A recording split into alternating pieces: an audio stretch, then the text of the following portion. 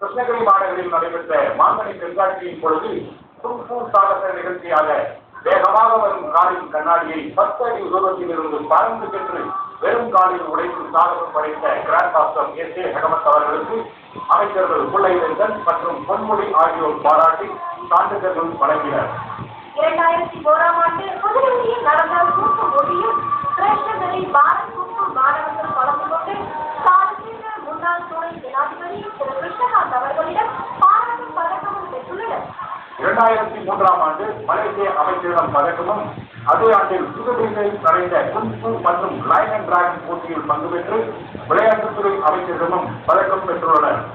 இந்த துறையில் சர்வதேச அளவில் 9 பதக்கங்களையும், தெற்காசிய அளவில் 30 பதக்கங்களையும், அகில இந்திய அளவில் 243 பதக்கங்களையும் பாரத் கூட்டு மாணவர்கள் பெற்றுள்ளனர். குறிப்பு: சர்வதேச போட்டிகளில் பங்கு பெறும் மாணவர்களுக்கு வெளிநாடுகளில் சுற்றுப்பயணம் மேற்கொண்டு பொது அறிவை வளர்த்துக் கொள்ள சிறந்த வாய்ப்புகள் உண்டு. இதுபோன்ற உங்களின் பிள்ளைகளும் பயிற்சியும் பதக்க